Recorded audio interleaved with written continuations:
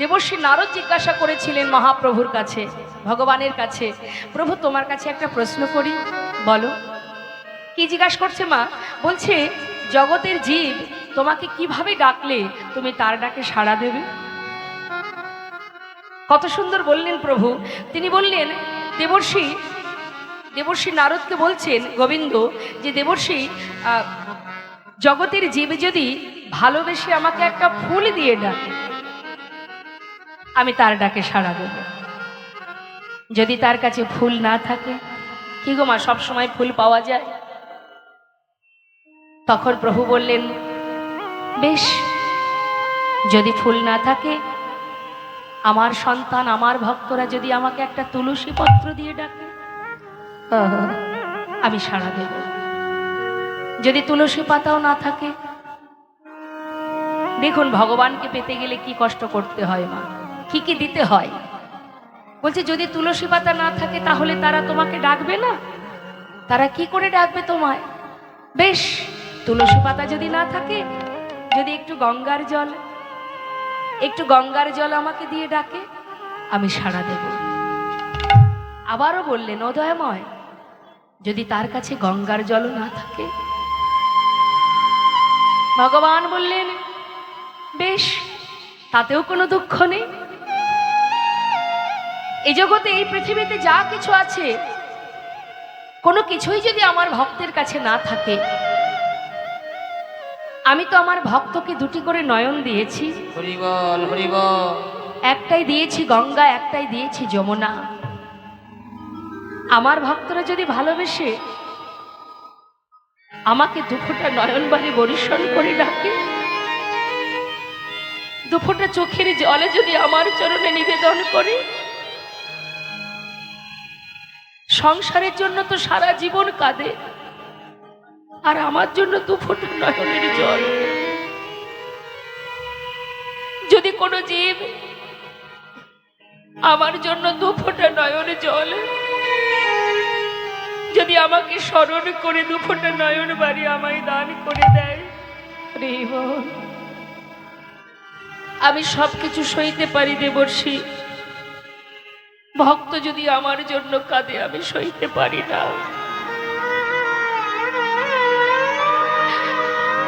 আমার কাছে সবকিছু আছে, নেই শুধু একটা জিনিস,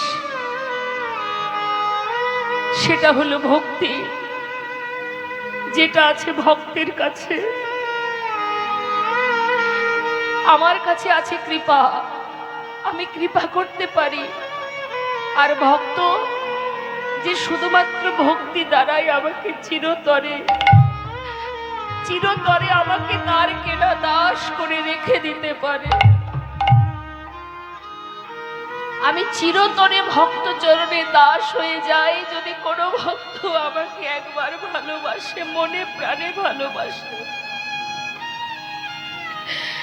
আমি ভক্তির অধীনে থাকি, তাই তো আমাকে সবাই ভক্তাধীন ভগবান বলে। পৃথিবীতে যা কিছু আছে সবই তো তার, তোমার কি বা আছে বলো? যেমন আসার পরে পেয়েছো তেমন যাওয়ার সময় রেখে যেতে হবে। শুধুমাত্র যে কটা দিন এই পৃথিবীতে আছো সেই কটা দিন ব্যবহার করার জন্য তোমার পাওয়া। তাহলে এটাই আমার কাছে মূল্যবান সম্পদ হতে পারে না। মূল্যবান সেটাই যেখান থেকে এসেছি, যার চরণ থেকে আমাদের আশা, সেটাই আমার ঠিকানা।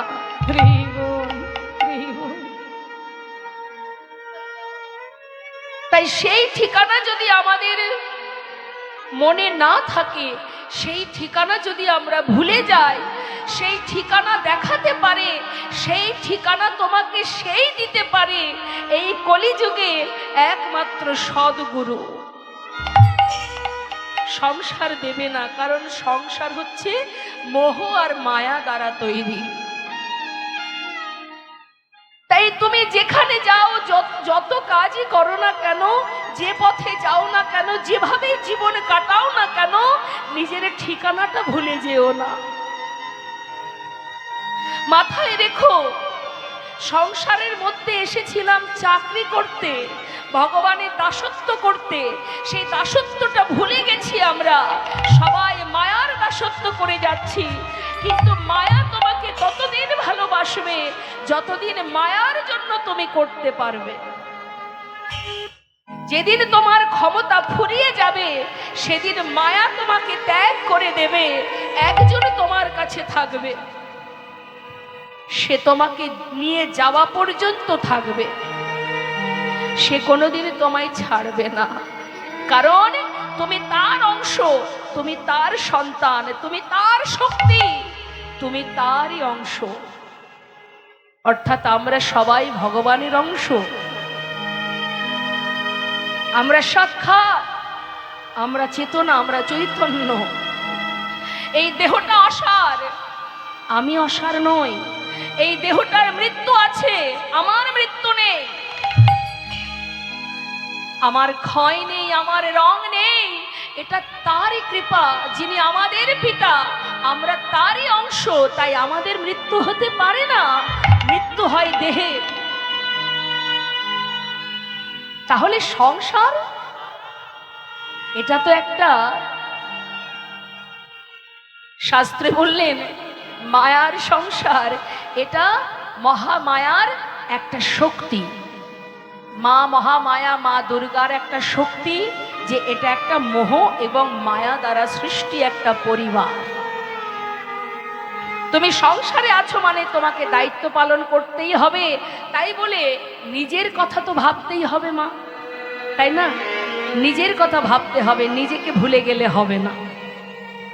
তাই তো শাস্ত্রে রামভক্ত তুলসীদাস বলছেন, मन की तरंग को मार लो बस हो गया भजन, आदत बुरी सुधार लो बस हो गया भजन, आए हो तुम कहाँ से और जाओगे कहाँ, इतना दिल विचार लो बस हो गया भजन। শুধু একটা কথা বারবার ভাবো, যে আমি কোথা থেকে এসেছি, কোথায় যাব। এ তো দুদিনের জন্য, আমি যাব কোথায়, আমার ঠিকানা কোথায়। শাস্ত্রে বললেন, প্রণমঃ কলিযুগ সর্বযুগ সার, হরিনাম সংকীর্তন যাহাতে প্রচার। অনেক কষ্টের কাজ নয়। আপনারা লীলা কথা শুনতে শুনতে ভাবছেন যে ভগবানকে কি করে ভালোবাসবো, কেমন করে ভালোবাসবো। কোনো কষ্ট নেই মা, আপনি যে কর্ম করছেন করুন, কর্মটা যেন সৎ হয়, অসৎ না হয়। সঠিক কর্ম করুন। ধর্ম মানেই শুধু যে ভগবানের সেবা পূজা করবেন আর মনের ভিতরে হিংসা কালিমা রাখবেন, তাহলে সেই পূজায় কোনো কাজ হবে না। ধর্ম অর্থাৎ সঠিক পথে থাকতে হবে, ন্যায়ের পথে চলতে হবে, অন্যের ক্ষতি করা যাবে না। অন্যের ভালো হলে তুমি আনন্দিত হও, তুমি হিংসা করো না, অপরের প্রতি অহংকার করো না, সৎ পথে থাকো, গুরুজনকে সম্মান করো, মাতা পিতাকে শ্রদ্ধা করো। যার যে সম্মান সেই মর্যাদা দিতে হবে তোমায়। হিংসা, অহংকার, লালসা, কামনা, বাসনা এগুলোকে তুচ্ছ করতে হবে। আর ভগবত চিন্তা করো, আমি ভগবানের সেবা দেব আর অন্যের কিছু হলেই আমি তার সঙ্গে মারামারি করব, আমার হানাহানি করব, হ্যাঁ, গুরুজনকে সম্মান করব না, ভিতরে অহংকার থাকবে, এগুলো নয়, এগুলো করা যাবে না। তাহলে কোনো লাভ নেই বাবা। সবাইকে সমানভাবে ভালোবাসতে হবে, নিজের পরিবারকেও ভালোবাসতে হবে, আবার গোবিন্দকে ভালোবাসতে হবে। তার প্রমাণ দিয়ে গেছেন রাধারানী। রাধারানী সংসারে শাশুড়ি ননদীর কথা শুনেছেন, আয়ানের ঘরণী হয়ে রন্ধন করেছেন, কর্ম করেছেন, আবার ভিতরে হৃদয় মাঝে নিজেকে সঁপে দিয়েছেন গোবিন্দ চরণে। অর্থাৎ তুমি কর্ম করো, দায়িত্ব পালন করো, অর্থ উপার্জন করো, তবে অন্যায় পথে নয়, সৎ পথে অর্থ উপার্জন করো, ছেলে মেয়ের ভবিষ্যৎ করো, কিন্তু মনটা দিয়ে দাও গোবিন্দ চরণে। মুখে হরিনাম করো, মহামন্ত্র জপ করো, আর কিচ্ছু করতে হবে না, কোনো কষ্ট নেই। সবাই মিলে একবার হরিনাম জপ করা যায় কি? হ্যাঁ, সবাই গাইবো আমরা, কেমন? বেশ, চলুন সবাই হাত তুলুন, প্রত্যেকে গাইবেন যার যার নিজের কাজ। কিন্তু এটা আমার বলা কথা আমি বললাম, এবার কর্মটা যার যার তাকে করতে হবে। ফাঁকি দিলে আমার তাতে কোনো লস নেই, যার ফাঁকি সেই পড়বে। তুলুন হাত।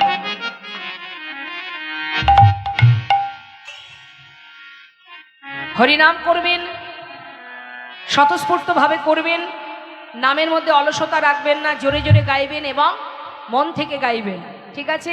ফাঁকি দিয়ে নয়, বিড়বিড় করে ফিসফিস করে নয়, উচ্চস্বরে জোরে জোরে হরিনাম করুন।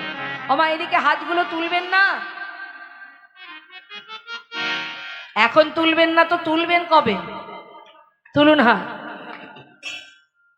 একসঙ্গে তালি দিয়ে নাম শুরু হবে, মহামন্ত্র শুরু হবে, গলা ছেড়ে হরিনাম মহামন্ত্র জপ করবেন আর হাতে তালি দেবেন। এই দুটো তালি দেওয়া মানে কি? করযুক্ত তাল, করতাল, করতাল বাজিয়ে হরিনাম করুন। তুলুন হাত সবাই। হরে কৃষ্ণ কৃষ্ণ কৃষ্ণ হরে হরে, তুলুন তুলুন হাত তুলুন। হরে রাম রাম রাম হরে হরে, হরে কৃষ্ণ হরে, বলুন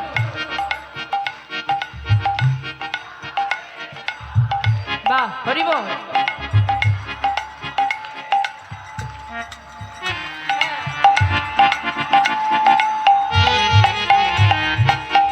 হাতের তালি দেখলে বুঝতে পারবো যে কার মনে কতটা আনন্দ হচ্ছে হরিনাম করে। হাতে তালি দেওয়া দেখলেই বোঝা যাবে। আস্তে বলিনি মাঝখানে একটু, কেউ আবার হাতে তালি দিচ্ছে এইভাবে। হ্যাঁ, কেন বলুন তো বাবা? ইচ্ছা নেই, জোর করে যা হয় আর কি। কীর্তনিয়া বলছে মানে ইচ্ছা না থাকলে কি হবে মা? সময় চলে গেলে সময় পাওয়া যায় না। তাহলে ইচ্ছা না থাকলে আপনারই সমস্যা, আপনারই লস, আপনারই ক্ষতি, তাই না?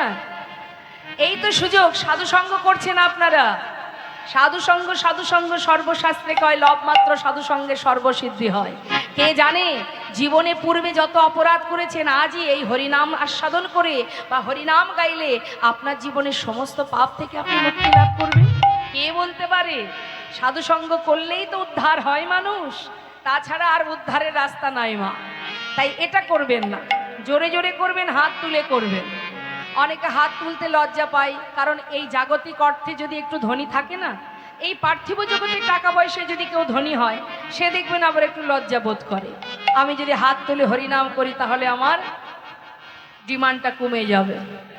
এই ডিমান্ড যার আছে সে হাত তুলবে না, আর যার নেই, যে জন কৃষ্ণ ধনে ধনী, যে জন গোবিন্দ নামের ধনে ধনী, যে উন্মাদ পাগল হয়ে যায় নাম শুনলে, তাকে বাবা কেউ আটকে রাখতে পারবে না।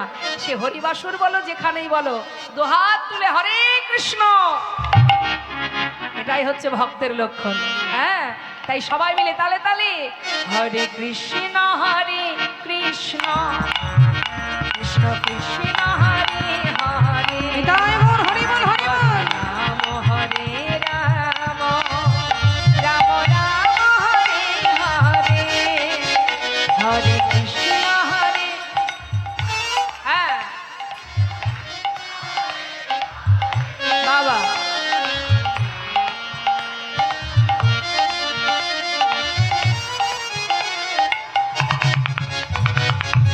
হরে কৃষ্ণ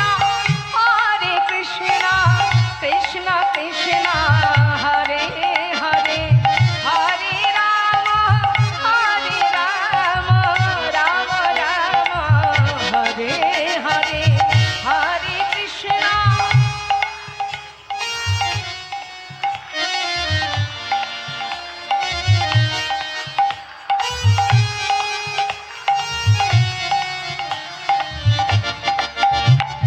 হরে কৃষ্ণ। হরে কৃষ্ণ কৃষ্ণ কৃষ্ণ হরে হরে, হরে রাম রাম রাম হরে হরে, হরে কৃষ্ণ কৃষ্ণ কৃষ্ণ হরে হরে, হরে রাম রাম রাম হরে হরে। বলো হরে কৃষ্ণ কৃষ্ণ কৃষ্ণ হরে হরে, হরে রাম রাম রাম হরে হরে। কৃষ্ণ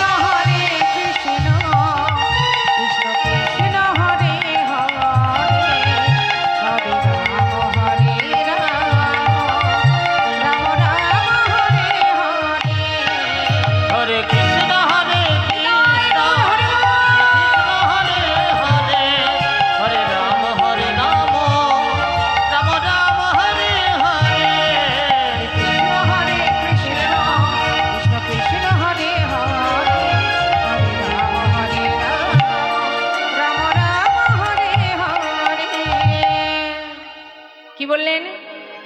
হরের নামৈব কেবলম কলো নাস্তেব নাস্তেব গতির অন্যথা।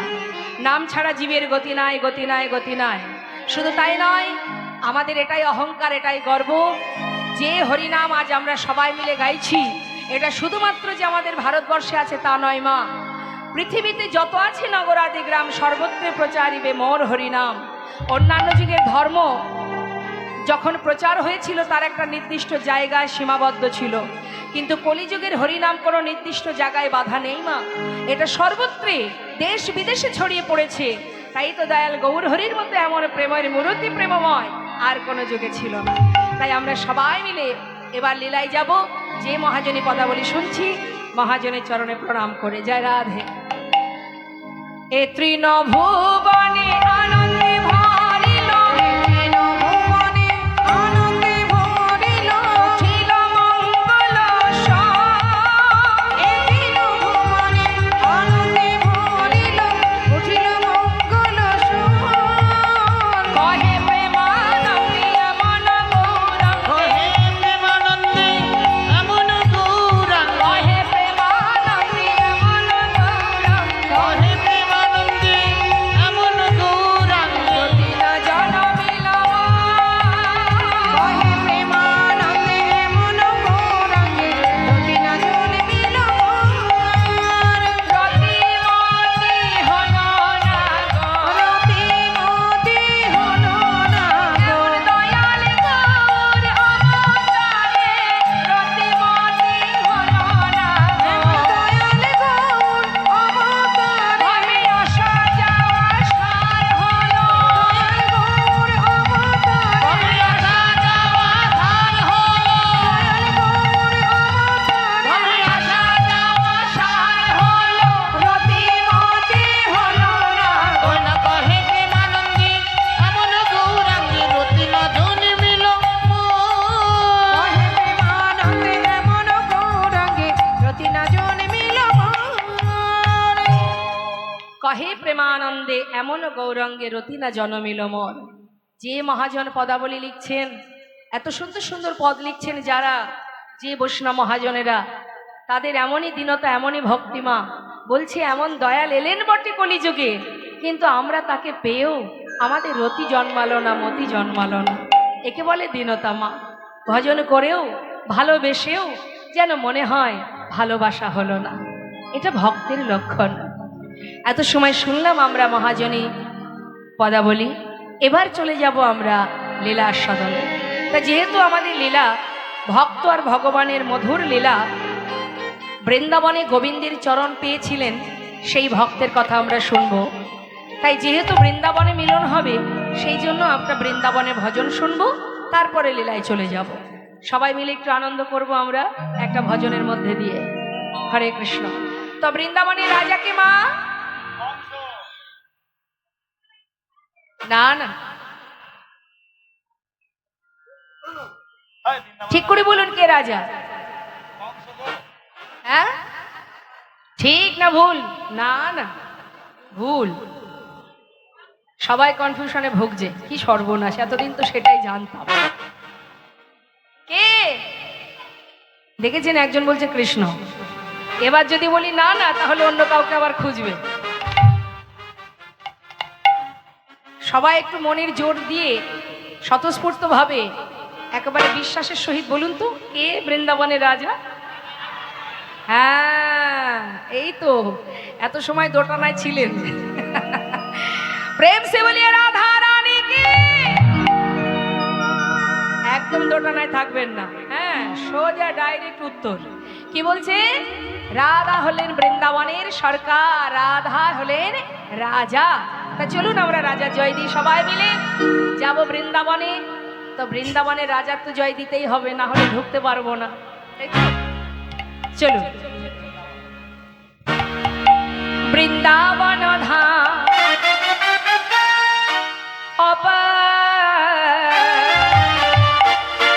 জপে যা রাধে রাধে। সবাই মিলে হাতে তালি দিয়ে জয় রাধে রাধে।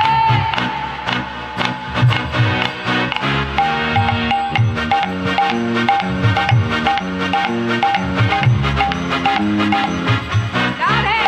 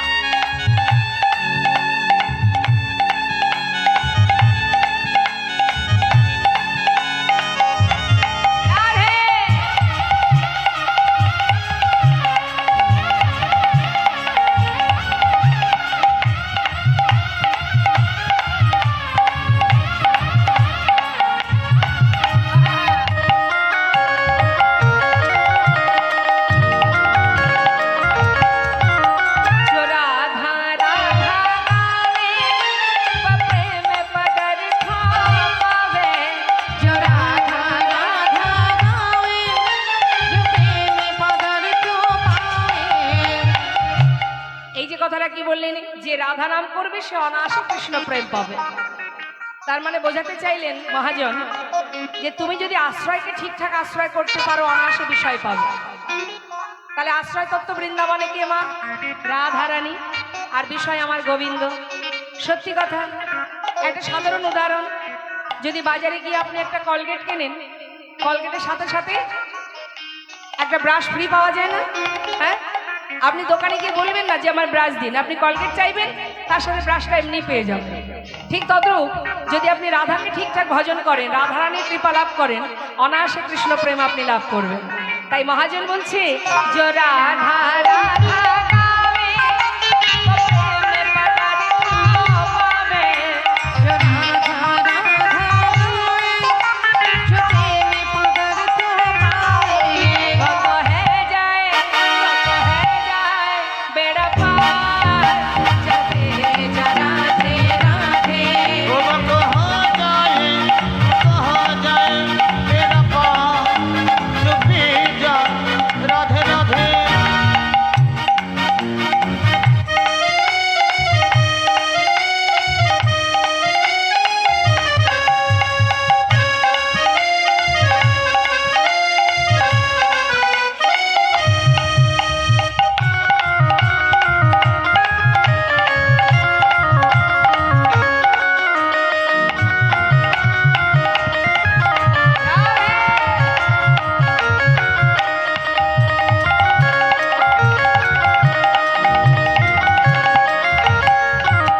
जो राधा नाम न होतो, रसराज बेचारा रतो। जो राधा नाम न होतो, रसराज बेचारो रोतो। नहीं होतो, अर्थात जो राधा नाम नहीं होतो रसराज बेचारो रोतो। অর্থাৎ যদি রাধারানী বৃন্দাবনে না থাকতেন আমার গোবিন্দ, রাধারানী কেন, রাধার নামটাও যদি বৃন্দাবনে না থাকতো মা, আমার গোবিন্দ কিন্তু বৃন্দাবনে থাকতেন না, আসতেন না। নাহি হতো কৃষ্ণ অবতার, জপে যা রাধে রাধে। नहीं हो तो कृष्ण अवतार, जो पी जा राधे राधे।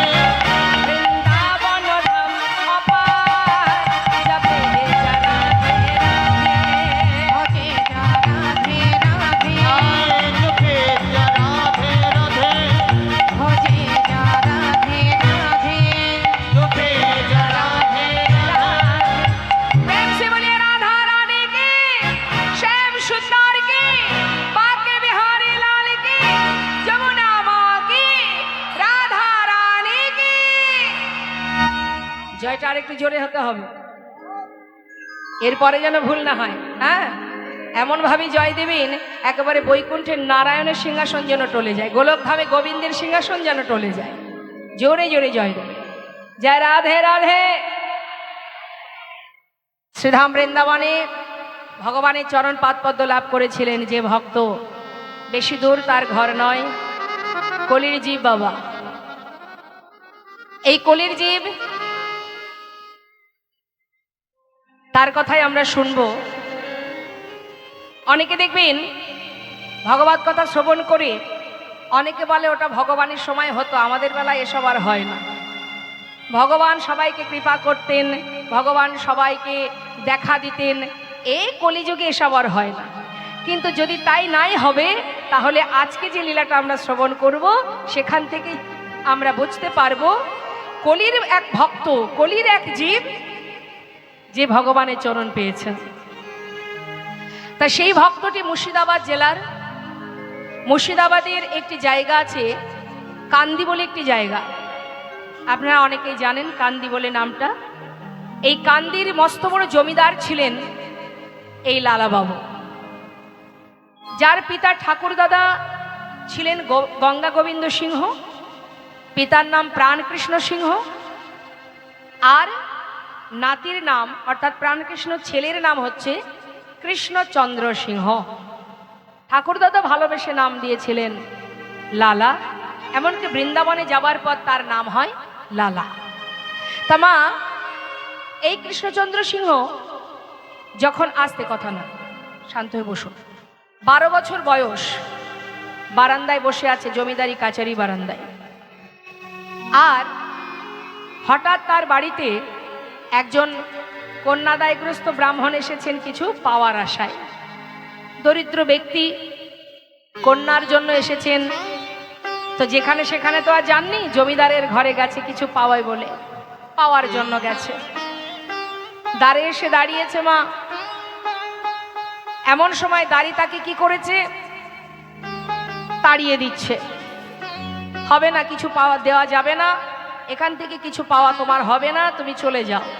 কারণ আমাদের এই জমিদার মহলের একটা নিষেধাজ্ঞা আছে যে কাউকে কিছু দান ধ্যান করা যাবে না। কিন্তু অসহায় বাবা, কন্যাদায়গ্রস্ত ব্রাহ্মণ, তিনি বারবার এসে হাত পাতছে, বাবু কিছু তো দিন, আমি একজন অসহায় পিতা, আমাকে কিছু সাহায্য করুন। আর যতবার হাত বাড়িয়ে এগিয়ে যাচ্ছে ততবার তাকে সরিয়ে দেওয়া হচ্ছে। আর এটা দেখছে কে, ওই 12 বছরের ছেলে, ওই কৃষ্ণচন্দ্র। কৃষ্ণচন্দ্র দূর থেকে দর্শন করে বলছে, এই দাঁড়ি, তুমি এই ব্রাহ্মণকে বারবার তাড়িয়ে দিচ্ছ, কি চাইছেন উনি? বাবু, উনি কিছু সাহায্যের জন্য এসেছেন, কিন্তু এই মহলে তো কিছু দান ধ্যান করা যাবে না, তাই ওকে বারণ করছি, শুনছে না, বাধ্যতামূলক তাড়িয়ে দিচ্ছি। কেন সাহায্য করা যাবে না? একজন অসহায় পিতা কন্যার জন্য সাহায্য নিতে এসেছে, কেন দান করা যাবে না? এ তো আপনার পিতার আদেশ বাবু, আমার এখানে কি করার আছে? সোনাদারি ভিতরে গিয়ে আমার পিতাকে জানাও, সে যেন এই অসহায় ব্রাহ্মণকে 1000 টাকা দান করে দেয়। বলে দাও আমি তার সন্তান থেকে বললাম। যেই না দাঁড়িয়ে গিয়ে বলেছে, মা প্রাণকৃষ্ণ সিংহ তখন বর্তমানে জমিদারি করছে, তার স্বাভাবিক একটু মানে লেগেছে। সে বলে উঠলেন, এত বড় সাহস, আমার সন্তান দুধের শিশু, 12 বছর বয়স, সে আমাকে আদেশ করে, আমার বাক্য লঙ্ঘন করে, এত বড় সাহস। তার একটু আঘাত লেগে গেছে। আর যেই না লেগেছে, তিনি কি করেছেন, অহংকারে, জমিদারির একটা অহংকারে বশীভূত হয়ে তিনি বলে উঠলেন, সোনাদারি, ওই ব্রাহ্মণকে 1000 টাকা দিয়ে এসো, আর আমার ছেলেকে জানিয়ে এসো, এখন তার বয়স 12 বছর, যতদিন নিজে রোজগার করতে না শিখবে ততদিন দান করার স্পর্ধা যেন না দেখায়। এই কথাটা শোনা মাত্রই ছোট্ট 12 বছরের ছেলে, জমিদারের পুত্র মা, সেও তো আর কম যায় না। মনে মনে ভাবলেন, পিতা এত অর্থশালী তুমি, যার এত ধন ঐশ্বর্য, যে এত বড় জমিদার, যার এত অর্থ, আজ তারে কেমন আদেশ, কেমন নিষেধ, এ কেমন বিচার? একজন অসহায় কাঙাল দরিদ্র ভিখারিরা যদি এসে কিছু জমিদারের দ্বারে এসে কিছু চাই, তাকে দেওয়া হবে না? এ কেমন বিচার জমিদারের? কি হবে এই বিষয় সম্পদে? যদি একজন অসহায় ব্যক্তিকে আমি উপকার করতে না পারি, তাহলে এগুলো নিয়ে আমার লাভটা কি? সোনাদারি, আমার পিতাকে তুমি বলে এসো, তার বাক্য লঙ্ঘন আমি করব না। যতদিন আমি নিজে রোজগার না করব, আমি তার এই সম্পদের এক কোণা, দেওয়া তো পড়ে থাক, স্পর্শ আমি করব না। যেমন পিতা তার তেমন সন্তান মা। আর এই লালা, এই জমিদার কৃষ্ণচন্দ্র 12 বছর বয়সে সব ত্যাগ করে, পিতার কথায় ক্ষোভে, পিতার কথায় আঘাত পেয়ে, কষ্ট পেয়ে ওই মুর্শিদাবাদ ত্যাগ করলেন। ত্যাগ করে বর্ধমান জেলায় 20 টাকা বেতনে একটা ফেরেস্তাদারে কাজ করতে শুরু করে দিলেন। মাত্র 20 টাকা রোজগার করতে লাগলেন প্রতিদিন। আর মনে মনে প্রতিজ্ঞা করলেন, যে পিতার মন এত ছোট, এমন নিচু মনের মানসিকতা যিনি দেখিয়েছেন, আমি তার সন্তান হয়ে প্রতিজ্ঞা করলাম, কোনোদিন ওই পিতার মুখ আমি আর দেখব না। কিন্তু বাবারও দেখতে দেখতে বয়স ফুরিয়ে যাচ্ছে, বৃদ্ধ হচ্ছেন পিতা। সামান্য একটা কথার কারণে, ওই অর্থে, ধন ঐশ্বর্যের অহংকারে, এটা আমাদেরও হয় বাবা। যখন কিছু থাকে না তখন গোবিন্দই সহায় সম্বল হন, আর যখন সব কিছু থাকে তখন কি হয়, যার জন্য পেলাম তার কথা ভুলে গিয়ে নিজেকেই ভগবান বলে মনে হয়। নিজেই মনে হয় ভগবান, আর জীবনে যা কিছু করেছি সব মনে হয় যেন আমি আমার কৃপা, আমার কর্মের দ্বারা করেছি। অত সহজ বাবা? দুটো কথা মাথায় রাখতে হবে মা, একটা হচ্ছে তার কৃপা, আর একটা হলো তার ইচ্ছা। জীবনে যা কিছু পেয়েছি সেটা তার কৃপা, আর যা কিছু জীবনে চেষ্টা করেও পাচ্ছি না সেটা হলো তার ইচ্ছা। সে তোমাকে দেবে না, তুমি চাইলেও পাবে না। কেন জানো? কারণ তোমার ভালো তুমি বোঝো না। তোমাকে যে ধরাতে পাঠিয়েছে তার যে তোমার প্রতি দায়িত্ব আছে, কিসে তোমার ভালো হবে, কিসে তোমার মঙ্গল হবে, কোনটা দিলে তোমার ক্ষতি হবে না, সে তো সে জানে। কাল আমার কি হবে আমি জানি না, কিন্তু কাল আমার কি হবে সেজন্য জানে।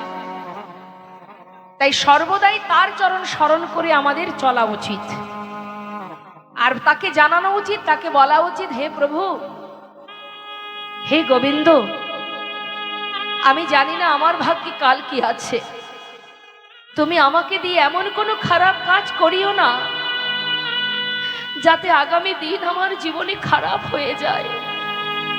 সদা সর্বদাই সদ্বুদ্ধি, সৎ চিন্তা এমনকি সৎ কর্ম করাও তুমি আমাকে দিয়ে, যেন কখনো কোনো ভুল পথে আমার জীবন না কাটে। আত্ম অহংকারে বশীভূত হয়ে জমিদার প্রাণকৃষ্ণ সিংহ সন্তান হারা হলেন একটা কথার কারণে। মা, জেনে রাখবেন, আমরা যে ভুলটা করি তার পিছনে কিন্তু চরমতম আঘাত আমার জন্য বসে থাকে। নবদ্বীপের মাঝে মহাপ্রভুকে তাকে নানাবিধভাবে হরিনামে বাধা দেওয়ার জন্য মস্ত বড় পণ্ডিত চাপাল গোপাল, মা কালী মায়ের পূজার সজ্জা, মদের ভাণ্ড, ছাগ মণ্ড, এমনকি আতপ টন্ডলি জবা, যে শ্রীবাসের ঘরে মহাপ্রভু হরিনাম করতেন, সামান্য আত্ম অহংকারে বশীভূত হয়ে সবকিছু নিয়ে শ্রীবাসের ঘরের সামনে ছড়িয়ে রেখেছিলেন রাত্রের অন্ধকারে। আর এই সামান্য ভুলের জন্য তার অঙ্গে হয়েছিল দুরারোগ্য কুষ্ঠ। এই দুরারোগ্য ব্যাধি কুষ্ঠ হওয়াতে যখন তার অঙ্গ থেকে মাংসগুলো পচে গলে খসে পড়ছে, যখন পোকা হয়ে গেছে সারা শরীরে, তার নিজের পরিবার, নিজের স্ত্রী জীবিত অবস্থায় তাকে চিতায় তুলে দিয়েছিলেন। ধ্বংস হয়ে গিয়েছিল মা সংসার। তাই অহংকার খুব খারাপ জিনিস। কোনো কিছুতে তুমি অহংকার করো না। অহংকার করা তোমার সাজবে না, কারণ এ জগতে তোমার কিছুই নেই যে সেটাকে নিয়ে তুমি অহংকার করবে। আজ প্রাণকৃষ্ণ সিংহ যার প্রতি অহংকার করে সন্তানকে কটু কথা শোনালেন, সন্তান চলে গেলেন, সমস্ত প্রজাবর্গকে পাঠিয়ে দেয় ছেলেকে ফিরিয়ে আনার জন্য, সে প্রতিজ্ঞাবদ্ধ জীবনে ওই পিতার মুখ সে দেখবে না। দেখতে দেখতে পিতা শয্যাশায়ী হলেন, বিছানায় শুয়ে শুয়ে। এবার আর কি আছে মা ক্ষমতা? আর কি কিছু আগলে রাখার শক্তি আছে তার বাবা? যখন দেখছে আমার আর কোনো ক্ষমতা নেই, সব ক্ষমতা ফুরিয়ে গেছে, তখন নিজের বলতে যা কিছু দেবে কোথায়? গোবিন্দ চরণে সঁপে দিলেন। হে দয়াময়, হে গোবিন্দ, আমার বলতে যা কিছু আমি তোমার চরণে সঁপে দিলাম। একটা ভুলের জন্য এমন অপরাধ করেছি আমি, চিরতরে সন্তান আমায় ছেড়ে চলে গেল, আর কোনোদিন তাকে দেখতেও পেলাম না, মৃত্যুর আগেও একবার দেখতে পেলাম না। শুধু তোমার কাছে আমার একটা বাসনা, আমি ছাড়া ওর কেউ নেই। তাই আজ তো আমি চলে যাব, তোমার কাছে জানিয়ে রাখি প্রভু, তুমি ওকে দেখো, রক্ষা করো হে। শেষে গিয়ে ডাকছে ভগবানকে। বল, অন্তিম সময় যখন এসে গেছে, তখন তার চরণ স্মরণ করে বলছে, হে প্রভু, আমার যা হয়েছে তো হয়েছে, তুমি ওকে রক্ষা করো, রক্ষা করো হে তুমি, হে ভগবান।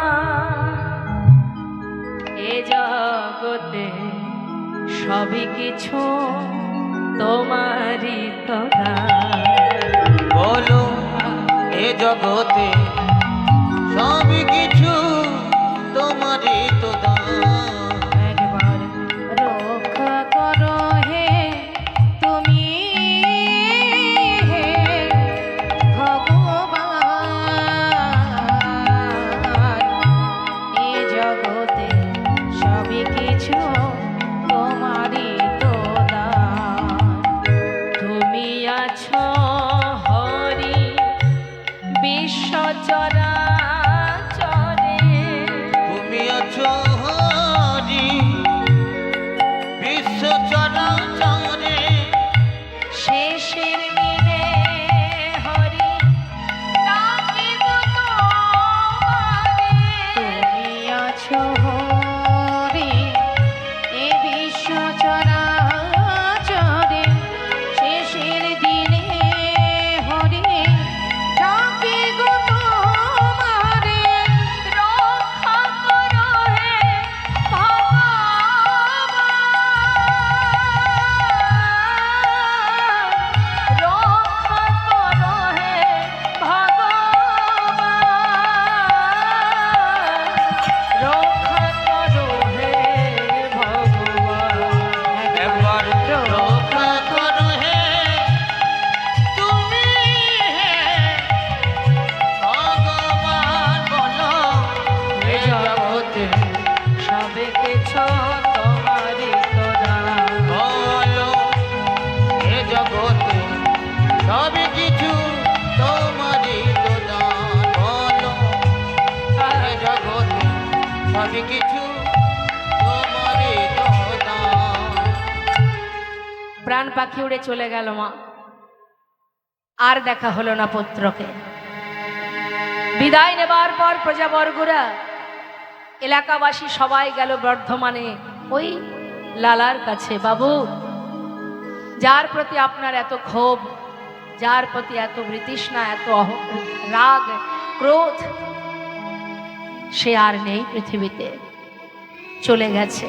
বাবু, যার প্রতি অভিমান ছিল সে যখন চলেই গেল, এবার তো আপনি ফিরে যেতে পারেন, না হলে এই জমিদারি কে রক্ষা করবে? আপনারই তো কর্তব্য। সবার অনুনয় বিনয় শুনে এবার পুনরায় লালা ফিরে এলো মা ওই মুর্শিদাবাদ।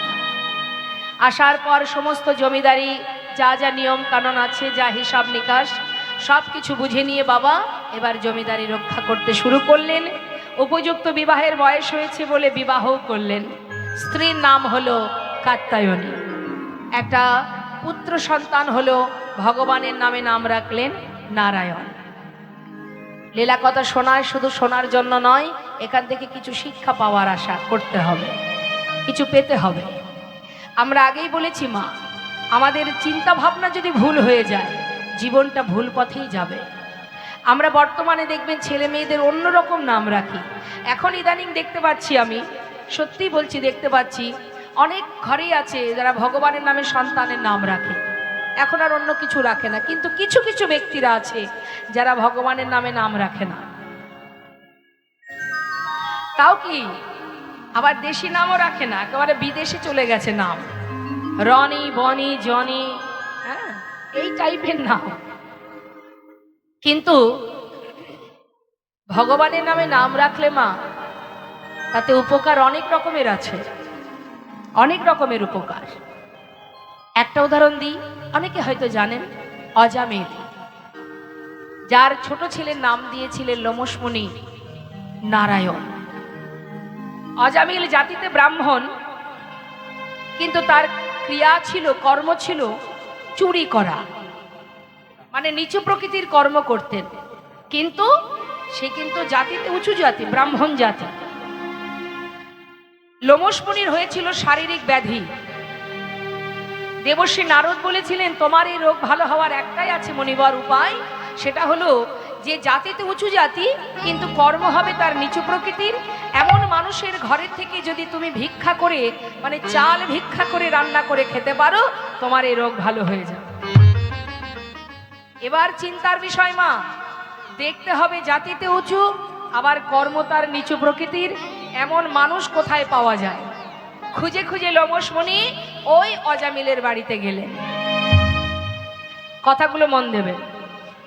অজামিলের বাড়িতে যখন গেছে, অজামিলের স্ত্রী সদ্যজাত একটা পুত্র সন্তান কোলের মধ্যে করে নিয়ে তাকে এক মুষ্টি চাল ভিক্ষা দিলেন। সেই চাল ঘরে এসে রন্ধন করে সেবা করার মাত্রই তার এই রোগ ভালো হয়ে যায়। যেই না রোগ থেকে মুক্তি লাভ করেছে, মনে মনে চিন্তা করছে যে আমার এত বড় উপকার করলো, তাকে তো কিছু না একটু আশীর্বাদ করা উচিত। আমার না হয় কিছু নেই, টাকা পয়সা ধন সম্পদ নেই, আশীর্বাদ তো করতে পারি। তাই পরের দিন আবার গেছে লোমশমণি তার বাড়িতে। যা মাত্রই অজামিলের স্ত্রী ভাবছে মনে হয় কিছু ভিক্ষা নেবে, সঙ্গে সঙ্গে লোমশমণি বললেন, মা আজ আর ভিক্ষা নেব না, আজ আমি এসেছি তোর ঘরে। কেন জানিস? তোর ঘরে যে তোর কোলে যে সন্তান আছে, আমি খুশি, আমি বড় আনন্দিত। আমার রোগ থেকে আমি মুক্তি লাভ করেছি, আর তোদের জন্যই করেছি। তাই এই আনন্দে খুশি হয়ে আমি আশীর্বাদ স্বরূপ তোর ঘরে তোর কোলে যে ছোট্ট পুত্র সন্তান, ওই ছেলেটির নাম আমি দিয়ে গেলাম, ওর নাম হবে নারায়ণ। আর অন্যান্য শিশুদের নাম 1 কড়ি, 2 কড়ি, 3 কড়ি, এই হচ্ছে বড় ছেলেদের নাম। আর কনিষ্ঠ পুত্রের নাম হলো নারায়ণ। দিন যায়, পরিবারকে ভিক্ষা করে চুরি করে, চুরি করে করে দিন কাটায়। ছেলেদেরকে মানুষ করে, তার কাজই হলো চুরি করা। দেখতে দেখতে যখন শয্যাশায়ী হলেন লোমশমণি, অজামিল যখন শয্যায় শুয়ে আছে, অন্তিম সময় এসে গেছে, আর ওঠার শক্তি নেই, অন্তিম মুহূর্ত, শেষ নিঃশ্বাস ত্যাগ হবে মা। ঠিক সেই মুহূর্তে তিনি